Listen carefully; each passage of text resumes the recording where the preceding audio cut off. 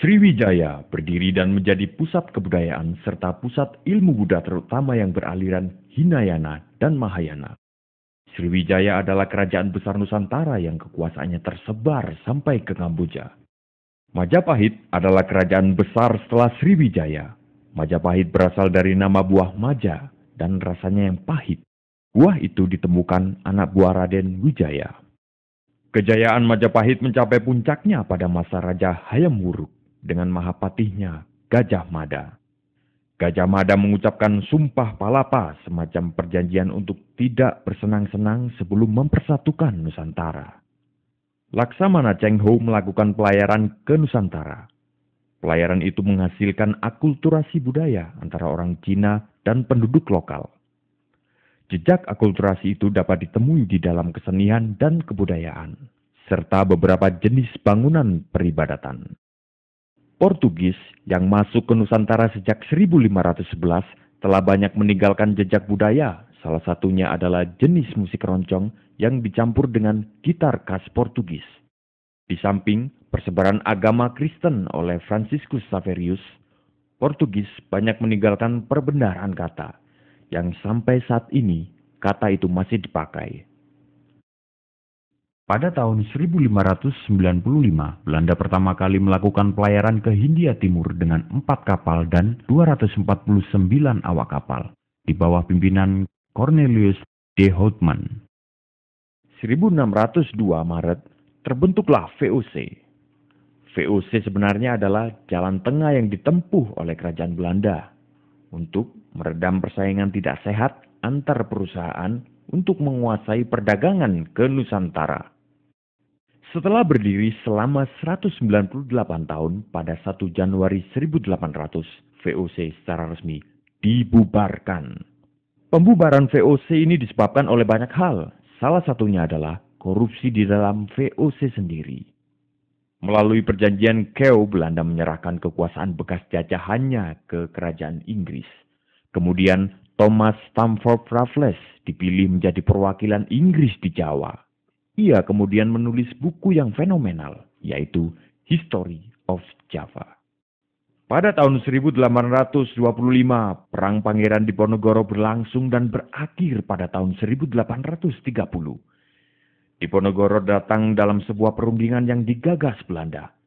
Namun, beliau kemudian ditangkap dan diasingkan ke Manado lalu dipindah ke Makassar hingga wafat. Mei 1908, berdirilah organisasi modern pertama yang didirikan oleh Dr. Sutomo, Dr. Cipto Mangunkusumo, Dr. Rajiman Weddiodiningrat, dan Dr. Wahidin Sudirohusodo. Organisasi itu bernama Budi Utomo. Sarekat Dagang Islam didirikan pada tahun 1910 oleh Tirto Disulyo. Sebelumnya, pada tahun 1903, ia berhasil mendirikan surat kabar pertama dengan nama Sunda Berita, yang didanai dan dijalankan oleh orang pribumi. Tahun 1911, Haji Samanhudi, seorang pedagang batik dari Surakarta, mendirikan Sarekat Dagang Islam di Surakarta. Di Surabaya, HOS Cokroaminoto mendirikan cabang dan segera menjadi besar dan meluas di bawah pimpinan Cokroaminoto. SDI kemudian berubah nama menjadi Sarekat Islam. Pada tahun 1911, EFE Dowis Dekker atau Setiabudi, Cipto Mangunkusumo, Suwardi Suryadiningrat atau Ki Hajar Dewantoro mendirikan Indisci Party. Tahun 1912, Kiai Haji Ahmad Dahlan mendirikan organisasi Islam modern pertama, yaitu Muhammadiyah atau Jalan Muhammad. Organisasi ini memberikan pengaruh besar hingga saat ini. Pada tahun 1927, tanggal 4 Juli, Soekarno dan Al-Gemini Study Club mendirikan Partai Nasional Indonesia. Munculnya organisasi adalah penanda bagi perjuangan yang mengedepankan nasionalisme. Puncaknya adalah Sumpah Pemuda, Oktober 1928. Tokohnya adalah Muhammad Yamin. Pada bulan Maret 1942, Jepang menangkap Gubernur Jenderal Belanda. Saat itu pula runtuhlah kekuasaan Belanda. Jepang masuk dengan slogan Saudara Tua, Cahaya dari Timur. Bulan Maret 1945, Jepang membentuk Badan Penyelidik Usaha Persiapan Kemerdekaan Indonesia sebagai upaya pemberian kemerdekaan.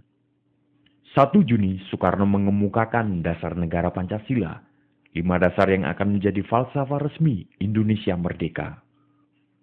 15 Agustus, Jepang menyerah tanpa syarat.